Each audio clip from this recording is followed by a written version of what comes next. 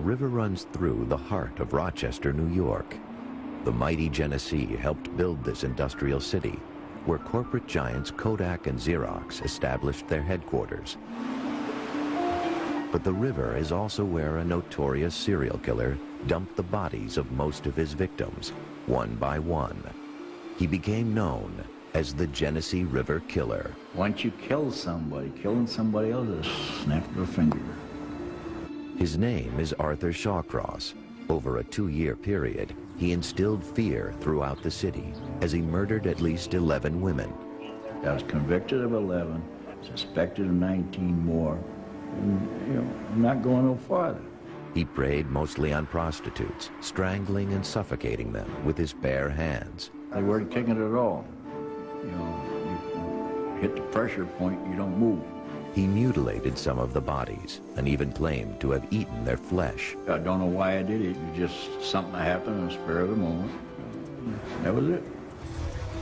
As the body count grew, the Rochester Police Department formed a task force that would become the largest in the city's history. We had a conference room, which we called the War Room. Photographs of the deceased were put on the wall. Any information that was gathered was put on the wall. The task force worked around the clock. Long hours, winter time, freezing, 18-hour days. It was rough for a year and a half. The entire city of Rochester was unnerved. There was an ominous cloud that kind of hung over the community. Certainly it's true it hung over law enforcement. From top to bottom, everybody was concerned about getting this guy.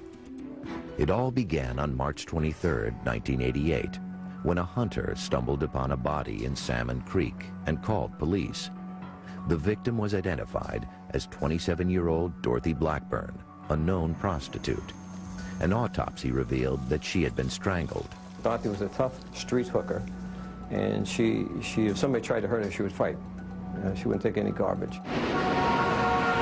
The city was hit hard by the crack epidemic, and certain areas like Lyle Avenue were flooded with prostitutes working for quick drug money. There's so many girls around, it was like a joke. Loaded with prostitutes, loaded with hookers, absolutely. Up and down the street, 24/7. Dorothy worked on Lyle Avenue, and to police, her murder seemed like a routine homicide. It's a dangerous occupation. It could be a John that didn't want to pay. It could be her pimp. So at that time, we had no idea. 7 months later, a man was rummaging through debris in the woods down by the Genesee River Gorge when he saw what he thought were the skeletal remains of a deer. Then he saw clothing nearby and called police. The body was so badly decomposed, it could not be recognized. We had to recreate her face, had the skeleton recreated into an actual face. After seeing the recreation in the newspaper, her father identified the woman as 28-year-old Anna Steffen, a prostitute from Lyle Avenue. The medical examiner ruled the cause of death as probable asphyxiation. Still, police didn't think the two murders were connected. In any urban area where prostitution occurs, there may be violence involving prostitutes. So I think initially there wasn't a real alarm. Almost a year passed before police were called to the river once again. This time, it was the body of Patty Ives, a Lyle Avenue prostitute found on October 27, 1989. There were 3 prostitutes that we knew were prostitutes on Lyle Avenue, and they were hidden. And it's not like, somebody drags a prostitute in the alley and stabs her and leaves her lay. Somebody took the time to hide these bodies. And that's when I thought that we had a serial killer in Rochester. The police put Lyle Avenue under 24-hour surveillance and warned the women there to be on guard. We were telling them to be careful, work in pairs. If you're going to work the streets, work with somebody you know, don't be alone, and be very cautious. But it was business as usual for the elusive serial killer. Despite the massive police presence, the killings became more frequent. It was very frustrating. I mean, we had the area scoured with our tactical unit, undercover police officers, and apparently he was picking up girls right under our noses. On a cold Thanksgiving day in 1989, police responded to another body found near the Genesee River. It was a deserted area. Her body was found under carpeting by a young man walking his dog. And at that point, there was just this feeling of helplessness because it seemed that no one was going to stop the individual who was killing these women. The victim was 29-year-old June Stott. Can you tell us something about her physical condition? Describe how the body was? No, we can't, because that's all investigative information. What police wouldn't say was that June Stott's body was unlike the others. June Stott was entirely different. She'd been subjected to a post-mortem mutilation, a very deep wound from the top of the chest down to the vaginal area, and had been eviscerated to a certain degree.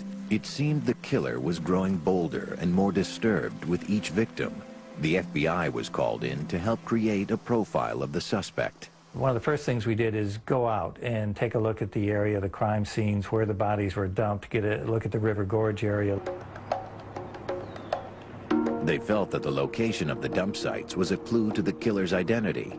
People choose dump sites because they're comfortable or familiar with the area, probably a fisherman or familiar with that gorge area for reasons besides the homicide itself. The victims were also most likely familiar with their killer. How is he getting these victims? These women are terrified on the street. And the answer we felt was that he was a regular customer and that they knew him, and therefore they weren't afraid to get into a car. The FBI believed the offender was most likely a white male with a history of violent crime who held a menial job and was probably married or had a girlfriend. He was likely a known John in the area and also a hunter or fisherman. But other than that, he would appear nondescript. We felt that he was extraordinarily ordinary, that the victims and maybe even the investigators were looking right through him. McCrary also suspected that the mutilation of June Stott after she was killed was a sign of things to come. We might see this sort of behavior again. Maybe we could catch the guy coming back to the scene. Even with the profile, the police weren't able to stop the killer from plucking women off the street. In a single month, December 1989, 4 more women were reported missing. One of them was Darlene Trippi. She didn't come home for Christmas, and it was her favorite holiday. So I kind of knew then and there that she wasn't with us anymore. Police began using a helicopter to try and find the bodies of the missing girls. On January 3rd, 1990, a state police helicopter spotted one and circled around. And as they got closer, they saw that a gray Chevy was parked directly over the body on the side of the road. The helicopter radioed for ground support and followed the car as it drove several miles to the Wedgwood nursing home, where the driver parked and went inside. When police arrived, they asked the man who was driving the car to come outside and talk. Is this a coincidence that he happened to stop on this road directly over the body, just happened to be in the wrong place at the wrong time? They weren't sure if the mysterious man was connected in any way to the murders in Rochester, but they had plenty of questions, and a suspect more than willing to talk. I didn't have to tell them nothing. You know, they asked a question, I answered. On January 3rd, 1990, police began questioning 44-year-old Arthur Shawcross outside the Wedgwood nursing home in Spencerport, New York. They wanted to know why a helicopter had just spotted him near a dead body. He wanted to know what was you doing parked on the side of the road, so I told him I just had to urinate. Shawcross wasn't under arrest, but the investigators asked if he would go with them to the state police barracks. I said, you know, we need to get out of here. You know, there's just a lot of people around. It's awfully embarrassing, and I don't want you to be embarrassed. Do you mind coming with me? Shawcross agreed and even signed consent forms allowing police to search the car and his house. He was as calm as he could be. He was as cooperative as he could be. And it was almost as if he wanted not to draw attention to himself and try to come off as a regular guy. But when they ran the name Arthur Shawcross through the police computer, they discovered that he had killed in the past. Put his name in. The very first thing that pops up is burglary, arson, manslaughter. Well, now we know. We got a player. Without any evidence to charge him with a crime, the police tried to learn as much from him voluntarily as they could. The whole purpose of this interview was to elicit information. Made it clear to him that he's free to leave. You know, we just need to talk. Shawcross was more than happy to oblige. And they talked to me for half the night and didn't arrest me or nothing. The police took their time with Shawcross, asking about his childhood. He said he grew up in Brownville, New York, a small town near the Canadian border. Never really had anything bad to say about his parents, or his family, or his upbringing. After being drafted into the Army in 1967, he completed a tour of duty in Vietnam. And I went from Saigon, I went up to Pleiku, Central Highlands in Vietnam, and I went from Pleiku, I transferred, went to the 1st of the 14th Infantry to Kon Tum, Vietnam. Eventually, police asked him about the manslaughter charge. Shawcross hesitated, but then admitted that he had killed a young boy and girl in 1972. He had served 15 years in prison and was paroled to Rochester in 1987. He attempted to portray himself as very sad for what he had done, and he knew that this was a real bad thing. Shawcross also talked about his current life in Rochester. It turned out the car he was driving was owned by his mistress, Clara Neal, who worked at the Wedgwood nursing home. He was also married to a woman named Rose, his fourth wife, whom he had met while in prison. I was writing to a couple of teenage girls, and they were writing, then they introduced me to their mother, and I started writing the mother, and then the mother came to visit. Shawcross began living with Rose as soon as he was released from prison, and they eventually married. He was now working at night, chopping salads at a local food service company. But what really got the investigators' attention was when he talked about his favorite fishing spots. He's telling us about Genesee River Gorge. Well, we've got a body there. He's talking about another place. Well, we've got a body there. He likes to fish here. We had a body there. During the interview, the only time Shawcross became agitated was when they asked if he saw prostitutes. He would slam his fist on the desk and get very angry, and he would just erupt. He said, I don't do prostitutes. I don't hang out with prostitutes. He said, I've never been with a prostitute. After 8 hours of questioning, the police were forced to let him go. I certainly didn't believe at that point there was what the law calls probable cause to arrest him. They took his picture and dropped him off at his apartment late that evening. They had already searched it during the interrogation, and it was now under 24-hour surveillance. Overnight, detectives showed his picture around to prostitutes on Lyle Avenue.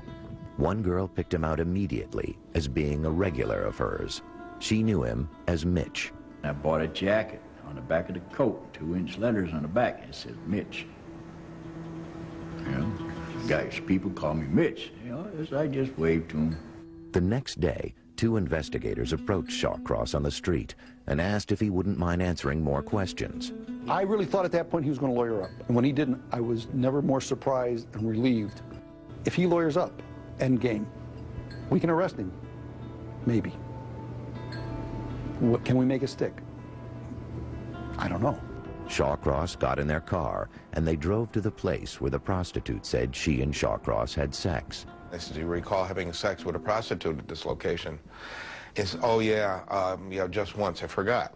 Having caught Shawcross in a lie, the investigators headed to the Rochester Police Department to interrogate him further.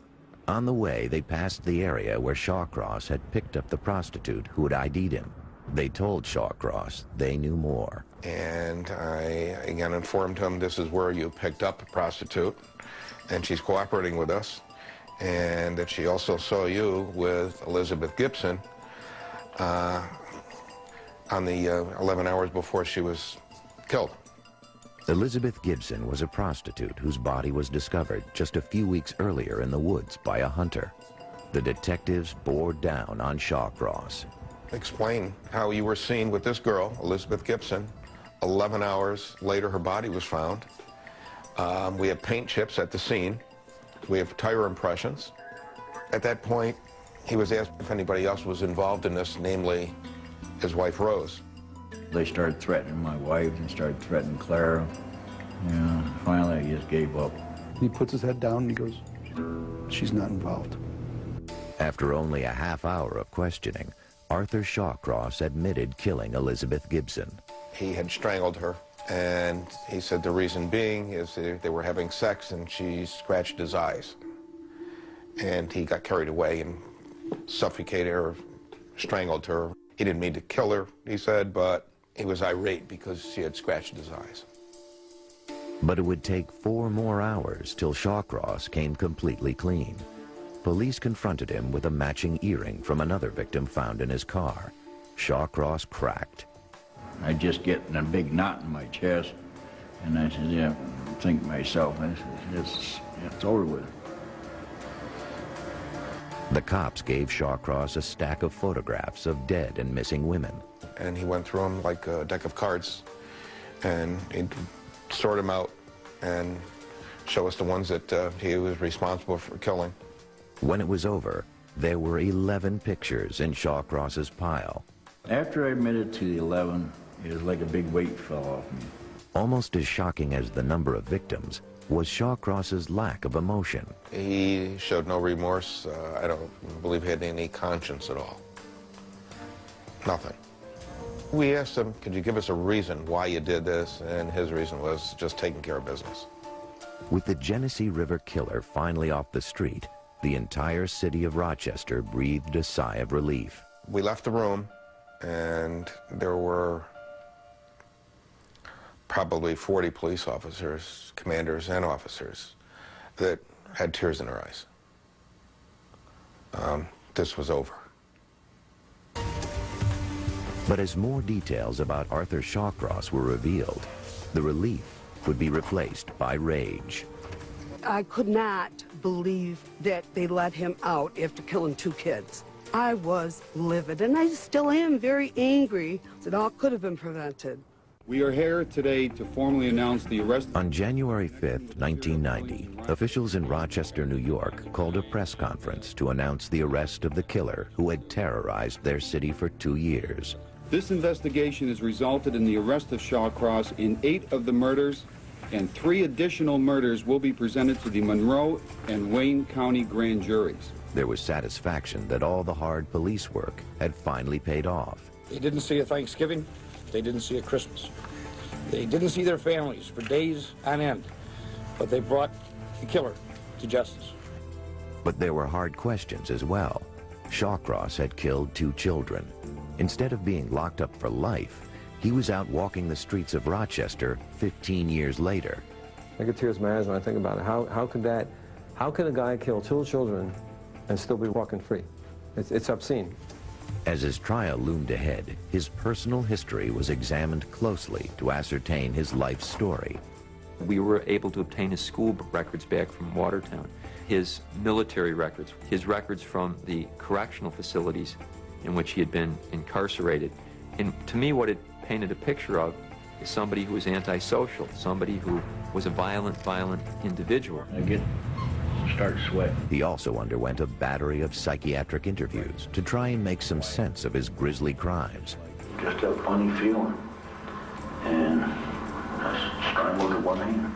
He told shocking stories of sexual abuse and cannibalism. But his accounts didn't always match up, and some questioned their validity. Do guys like this lie? Absolutely.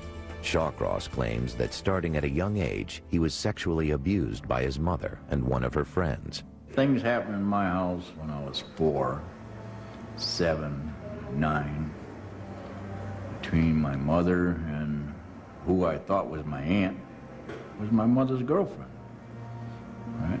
He also claims he had sex with his sisters.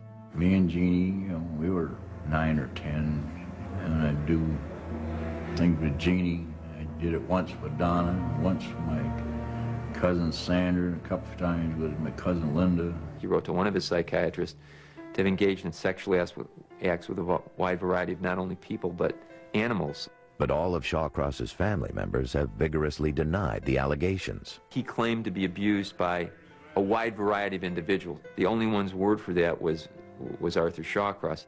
The eldest of 4 children, Shawcross began showing signs of trouble during his childhood, evidence to defense psychiatrist Dorothy Lewis of abuse at home. Throughout his childhood, there are allusions to his running away from home. The abuse at home would seem to have been so severe that he had good reason to to run away. He also stood out at school. He was considered very peculiar by his teachers, and he would hide under the radiator or hide under the teacher's desk, and he couldn't relate to other children in a normal fashion. He was constantly getting into fights and getting into trouble. That's a hellraiser. He got on the school bus with a lead pipe, and he threatened the other children there. This is not just being aggressive, this is really being violent. Shawcross's first brush with the law came at age 18, when he was arrested for breaking into a department store. Not long after, he married his first wife. I met my wife at the family bargain store, where you get all your bargains. They divorced 2 years later in 1967. That same year, he was drafted into the Army. He married again before leaving for Vietnam. Vietnam is a beautiful country. There's a lot of resources in Vietnam, but man, there's a lot of hell over there. His tour of duty would be a seminal period in his life. The military taught you how to kill, didn't teach you how to stop. It is in Vietnam where he says he first tasted human flesh. Well, I took 2 heads off 2 female enemies, and I don't know why, but I took the left leg from the knees to the hip. I had a little fire, and I was cooking that leg. He also says he was haunted by what he had seen and done during the war. I had like nightmares all the time. In the spring of 1969, Shawcross was honorably discharged. I'm home 3 days. My mother says, "Aren't you going to go see your wife?" I asked Mom, "What wife? What are you talking about?" I'd forgot I was married. Their marriage didn't last. His second wife divorced him after he was arrested again, this time for burglary and arson. Shawcross had set fire to a barn and 2 factories. Those fires were set for another reason, and I can't talk about it. Other people were involved. He was sent to Attica for 5 years, but was released on parole in 1971 after serving only half his sentence. When you first get in prison, you can learn about every crime there is, how to do anything you want. After his release, he married again and moved to Watertown, New York, a few miles from his hometown. Then, just 6 months later, a 10-year-old boy, Jack Blake, went missing in Watertown. 4 months later, an 8-year-old girl, Karen Ann Hill, also went missing. Her body was discovered under a bridge. Someone had raped and suffocated her by stuffing her mouth with leaves and dirt. A police dog led authorities from the bridge to the home of 27-year-old Arthur Shawcross. He was arrested. I just had a lawyer. He said, "Keep your mouth shut, let me handle it." And he did. In a plea agreement, he admitted to killing both children, but he wasn't charged with murder. Instead, he was allowed to plead guilty to 1 count of manslaughter for killing Karen Ann Hill. He was not charged with rape, and he was not charged for the murder of Jack Blake. He was sentenced to an indeterminate term of up to 25 years. It certainly raises questions that if he had been held responsible for the murder and received the maximum sentence then of 25 to life, he would have never been out on the streets to be able to commit the crimes in Rochester. Today, Shawcross refuses to even talk about the 2 murders. I just don't want to bring up those memories. It's too painful, there's a lot of shame, and I regret it badly. But after serving 14.5 years for killing a child, he would be released and soon start killing again. On April 29, 1987, Arthur Shawcross was released on parole from prison after serving 14.5 years for killing 8-year-old Karen Ann Hill. I walked out the front door, you know, it was like a different universe. The door closed behind you. You just don't turn around and look back. The parole board sent him to Binghamton, New York, and informed the police department that a child killer was moving into their community. A very well-liked and very well-known police officer from the Binghamton Police Department. His very own daughter, she was murdered by a pedophile. The officer complained about Shawcross, and the parole board moved him. But no matter where he went, Shawcross couldn't escape his past. Word had spread, and he was literally chased from town to town. Some drunks show up in my apartment. You know, they're gonna kick my butt. Frustrated, the parole board finally settled him in Rochester. Only this time, they decided not to tell the local police. Law enforcement wasn't notified specifically of his presence here. I guess you could say that the communication wasn't as good as it was. I think a lot was learned from the Shawcross case. Shawcross eventually married his fourth wife, Rose, a pen pal he had corresponded with while in prison. He also started seeing Clara Neal, a woman he met at his job chopping vegetables. He had hopes of making a fresh start with his life, but it didn't last. I'm trying to better myself, you know. I had the feeling it was going to work, right? But you meet a prostitute on the street, and it's like a kid in a candy store. Shawcross claims he never sought out a prostitute before moving to Rochester. But one day, while driving his girlfriend's car, he encountered one. The girl comes up to me, right? I'm parked, I'm at a street light, and I got the windows down. And he leans in and says, "You want to go on a date?" She had explained it to me, right? You know, so we went and did whatever she wanted to do, you know, and went from there. Soon he was seeing prostitutes regularly. Then, in February 1988, he picked up Dorothy Blackburn. He says she bit him during oral sex. She gets down and she bit me, and I smacked her, and I bit her. I said they were even. You know, she starts fighting and everything, and I just strangled a bit. Shawcross coldly dumped her body in a creek near the car and went home. I was in a fog. When I got home, Rose didn't know me, didn't know who I was. My neighbors would say the same thing. I was in a daze for a few days. Dorothy Blackburn's body was found within a week, but there was nothing to connect Shawcross to the murder. He kept his dark secret to himself and resumed his routine life. Things like that, where I did something wrong, I'd put it on a shelf and close the door. Forget about it. But he continued to frequent prostitutes. A few months later, he met Anna Steffen on the street. Yeah, I didn't have a car with Anna.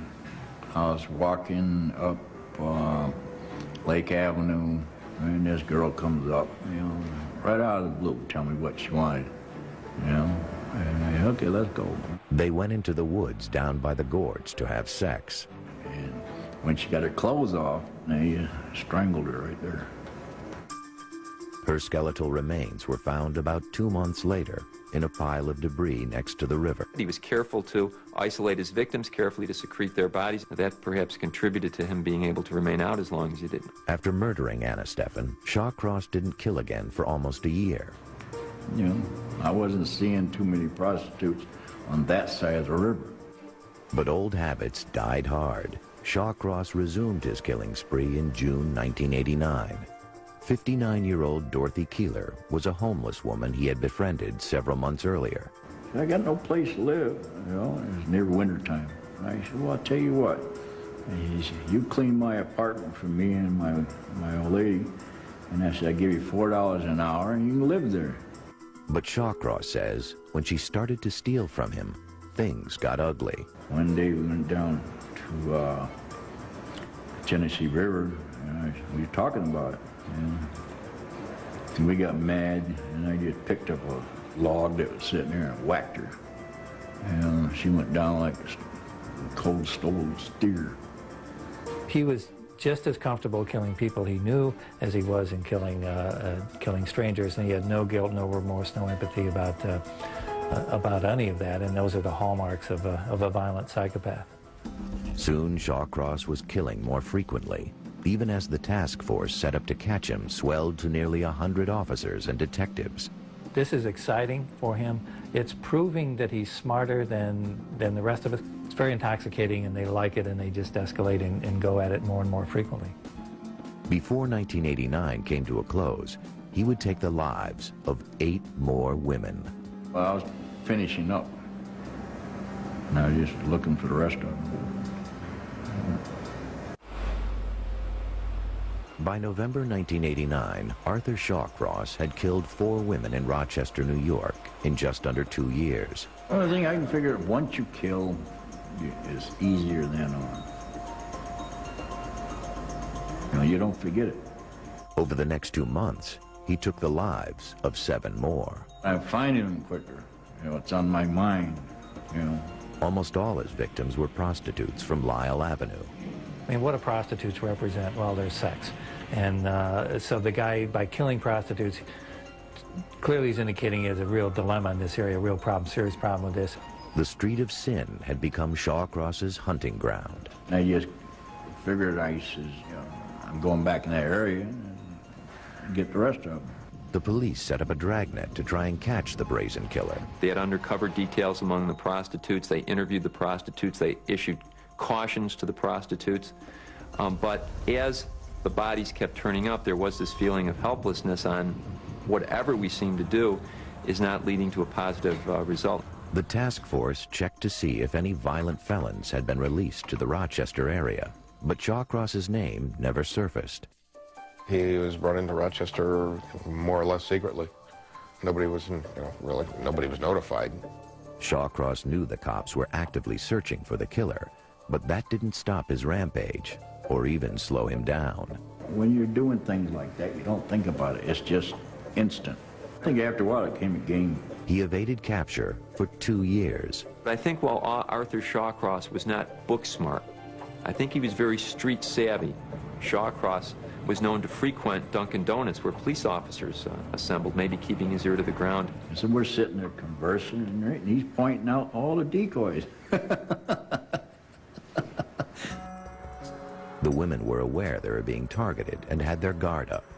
But Shawcross was a repeat customer and fooled them into thinking he was a safe date. And then picking up the girls I took out before, so they know who I am. Shawcross even told his wife and others to watch out for the killer. I was in that role like Dr. Jekyll and Mr. Hyde. I was telling Rose, I said, be careful where you're going. My neighbors, I'd escort them downtown. As Shawcross's killing spree continued, it also became more gruesome. His 6th victim, June Stott, found on Thanksgiving Day, had been mutilated. I took the body, I split it open. Right? I don't know what I was thinking. She was cut from the base of her sternum to her pubic area, and obviously it seemed that the level of violence was increasing. What we're seeing is really the underlying pathology of the offender coming out. These are definitely sexually violent crimes, and I think that the mutilation of the vaginal area of June Stott is just another manifestation of that, another focus on that underlying problem. Soon, 2 more women were reported missing, 22-year-old Maria Welch and 32-year-old Darlene Trippi. Every time the phone rang, my heart would go to my feet. And I would be hoping it was her, Their bodies weren't found until Shawcross led police to the dump sites after his arrest. And it was very difficult, because I'm the older sister, and I just couldn't take care of her. I couldn't help her then. His 10th victim, June Cicero, was reported missing just a few days before Christmas. It was her body the police helicopter spotted, with Shawcross parked nearby on January 3rd, 1990. June had also been mutilated post-mortem. He'd come back and cut the vagina of June Cicero. The next day, before Shawcross had confessed, police found his final victim, Felicia Stevens, whom Shawcross says he strangled with the power window of his car. Stick her head in the door, and I got a button by the door, and I just pulled the button up and drove away, and she's still there. That same day, January 4th, 1990, Shawcross confessed to 11 murders. He led police to the bodies of Maria Welch and Darlene Trippi, the last 2 women reported missing by their families. She was a wonderful girl. She loved children. She was just a joy to have around you. She lit up any room she went into. The relatives of many of his victims would become fixtures at Shawcross's trial. The testimony was almost as shocking as his crimes, with appalling stories of necrophilia, cannibalism, and a startling video of Shawcross under hypnosis. No, no, no, no. When Arthur Shawcross first went on trial, he faced a maximum sentence of 250 years in prison. Bring out Shawcross. It's just too bad back then they didn't have a death penalty, because that'd be ideal to put him in the electric chair and fry him. No question in my mind. On the advice of his lawyers, Shawcross pled not guilty by reason of insanity, in an attempt to get sentenced to a mental institution instead of prison. To prove that you're insane under New York law, you have to show either that you didn't know and appreciate the consequences of your actions, or if you can show that you didn't know what you were doing was wrong. When opening arguments began in October 1990, 10 months after his arrest, the prosecution depicted Shawcross as a calculating killer who was fully aware that what he was doing was wrong. Why do you dump the bodies in an area where they're not likely to be found? That all to me speaks to somebody who knows what you're doing, knows it's wrong, and is trying to cover up your tracks. The prosecution also portrayed him as an evil, sexually violent psychopath who had no remorse for his crimes. He loved killing. He loved the thrill of finding a girl, the thrill of getting her naked, the thrill of having sex with them, and the thrill of watching them die as he's having sex with them. That was his fantasy, and that's what he enjoyed. The defense argued that Shawcross didn't know what he was doing and was unable to control himself when he killed because he suffered from a psychiatric condition called dissociative disorder. We all, to a greater or lesser extent, dissociate, get wrapped up in our own thoughts, miss the exit on a highway. He did have these episodes that could be triggered by emotional things, and when this occurred, whoever was there would be the victim. This was a severely disturbed individual. The defense hired psychiatrist Dorothy Ortnow Lewis to evaluate Shawcross and testify. The sign that these acts were committed, he was absolutely incapable of either appreciating the nature of the acts or the consequences. She argued that his violent dissociative states were caused by a toxic mix of brain lesions, sexual abuse as a child, and post-traumatic stress disorder caused by Vietnam. When you bring together an individual who does have brain damage and dysfunction, and you raise that child in a violent, abusive, threatening household, then you really have a time bomb that you've created. Shawcross never took the stand, but the defense played videotapes of him, supposedly hypnotized by Dr. Lewis, reliving sexual abuse by his mother. She put a stick in there. She put a stick in there? Broomstick. She put a broomstick where? She put a broomstick where, Artie? My butt. The defense countered with psychiatrist Park Dietz, who testified that Shawcross was faking and lying about the abuse. There is no evidence that Mr. Shawcross endured anything that might be called sexual torture at the hands of his mother. The striking pictures of Shawcross, purportedly under hypnosis, were combined with testimony that he was a cannibal. In a couple of the cases, he cut out the genitalia and ate them. Now, this is very, very similar to what he said he did in Vietnam with eating parts of one of the women that he captured. Again, the prosecution contended that Shawcross was making the stories up to try to appear insane. If you want to show people you're nuts, what more to say than you ate bodies? I think the only one who can ever answer that truly is Arthur Shawcross. Throughout the 4-month trial, relatives of Shawcross's victims filled the courthouse, including the mother of Karen Ann Hill, the 8-year-old girl Shawcross had killed in 1972. Can't tell you the feeling that come over me, just seeing him again. It wasn't easy. It wasn't easy. I wanted to say, why? Why did you take my heart? Shawcross's wife Rose and girlfriend Clara Neal also attended the trial and stood by their man the entire time. He's not a monster. He is a loving human. Please believe me. The jury deliberated for 6 hours over 2 days before delivering the verdict. Members of the jury, how do you find in the matter of the people of the state of New York versus Arthur Shawcross? Guilty. Shawcross was found guilty on all 10 counts of murder, but it was little consolation for all the families who had lost a loved one. I think about Darlene every day. She was a person, alive, had a lot going for her, and he took it all away. Shawcross was sentenced to the maximum, 250 years in prison. All of us wish to understand what it is that happened. Do you have anything you'd like to say? No comment at this time. A few months later, he pled guilty to the murder of Elizabeth Gibson in neighboring Wayne County. If there is a hell, he should be at the lowest, on the lowest rung. I don't think he has one shred of remorse for the pain, agony, and suffering that he caused the victims and their families. Today, Shawcross is incarcerated at the Sullivan Correctional Facility in New York's Catskill Mountains. He has nothing but time to contemplate his heinous crimes. I feel sorry for a lot of things, and I don't feel sorry for some things. He has told different stories over the years, and now claims he started killing prostitutes as revenge because he thought one of them had given him AIDS. I had this one woman, she tells me, she's one of the girls you took out in this area is HIV positive. And that ate at me. Then I started going back and knocking down just those I took out in that area. He acknowledges that he used to have trouble controlling his rage. Anger will jump out, you know.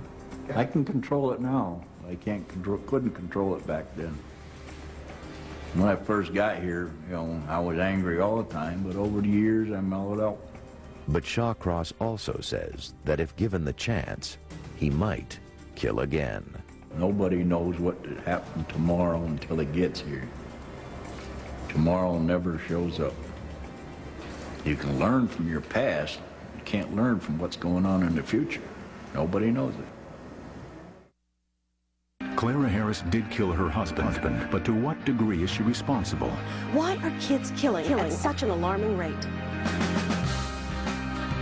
Year after year, raising the bar on criminal justice programs. American Justice, next, only on A&E.